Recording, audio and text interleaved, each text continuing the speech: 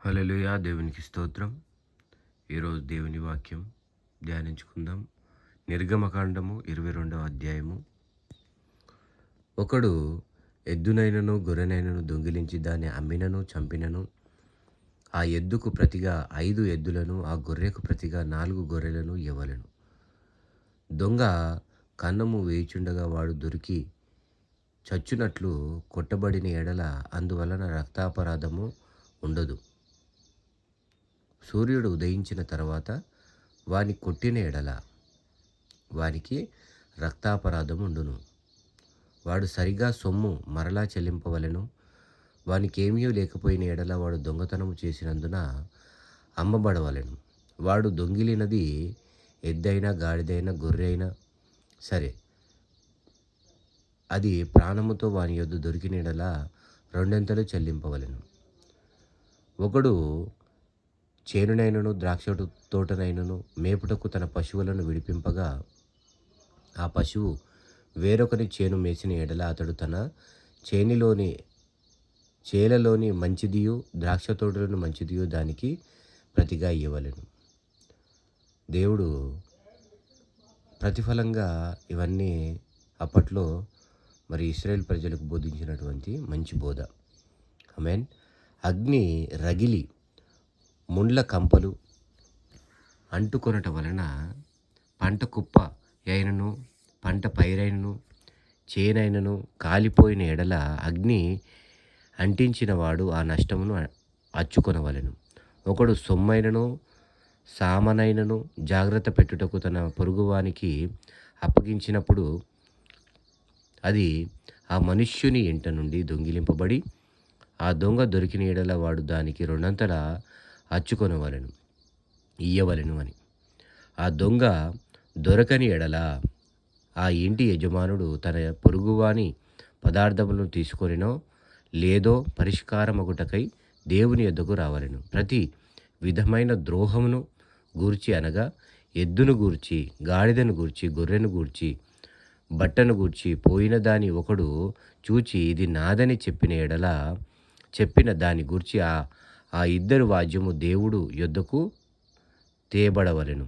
దేవుడు ఎవని మీద నేరము స్థాపించునో వాడు తన పొరుగువానికి 2 అచ్చు కొనవలెను, ఇయ్యవలెను. ఒకడు గాడిదనైనను ఎద్దైనను గొర్రెనను మరి ఏ జంతువునైనను కాపాడుటకు తన పొరుగువానికి అప్పగించిన దాని మీదట అది చచ్చినను హాని పొందినను ఎవడును చూడకుండుట తోలుకొని పోబడునను,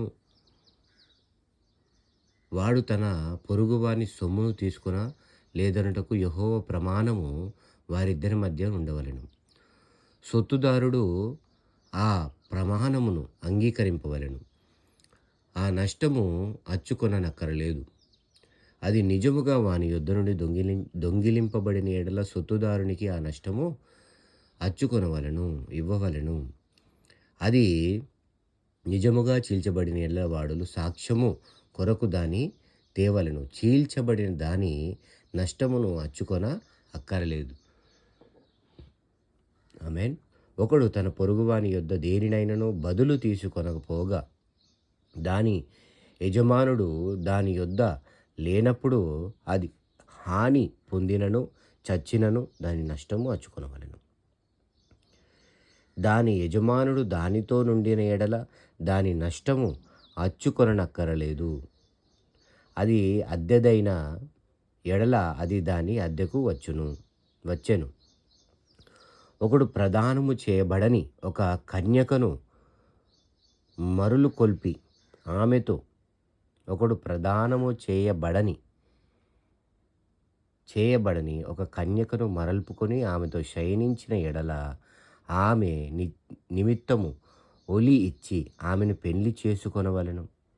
ఆమె తండ్రి ఆమెను వానికి ఇయ్యనొల్లని ఎడల వాడు కన్యకల ఒలి చొప్పున సొమ్ము చెల్లింపవలెను.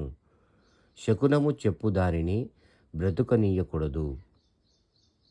మృగ సంయోగము చేయు జంతు సంయోగము చేయు ప్రతివాడు నిశ్చయముగా మరణశిక్ష నొందవలెను. యెహోవా మాత్రమే గాక వేరొక దేవునికి బలి అర్పించువాడు శాపగ్రస్తుడు. పరదేశిని విసికింప విసికింపవద్దు, బంధింపవద్దు. మీరు ఐగుప్తు దేశంలో పరదేశులై ఉంటిరి గదా. విధవరాలినైనను దిక్కులేని పిల్లనైనను బాధ పెట్టకూడదు. వారు నీ చేత ఏ విధముగా నైనను బాధ నొంది నాకు మొర్రపెట్టిన యెడల నేను నిశ్చయముగా వారి మొరను విందును. నా కోపాగ్ని రగులుకొని మిమ్మును కత్తిచేత చంపించెదను. మీ భార్యలు విధవరాండ్రగుదురు, మీ పిల్లలు దిక్కులేని వారగుదురు. నా ప్రజలలో నీ యొద్ద నుండి ఒక బీదవానికి సొమ్ము అప్పిచ్చిన ఎడల వడ్డీకిచ్చు వాని వలె వాని ఎడల జరిగింపకూడదు, వానికి వడ్డీ కట్టకూడదు.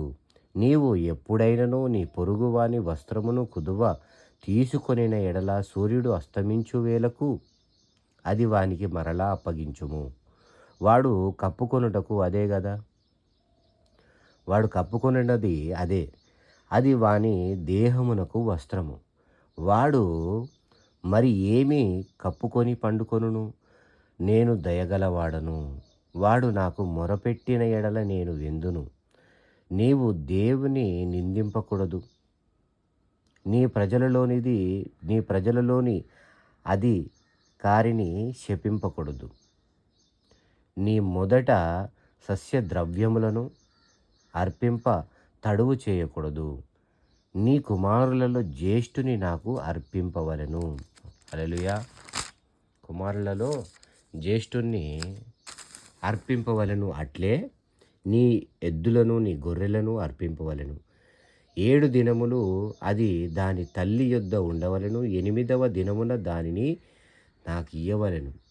మీరు నాకు ప్రతిష్ఠింపబడిన వారు గనుక పొలములో చీల్చబడిన మాంసమును తినక కుక్కలకు దాన్ని పారవేయవలెను. హల్లెలూయా. దేవునికి స్తోత్రం. విన్నవారిని వారి కుటుంబాలని దేవుడు దీవించునుగాక. ఆమెన్.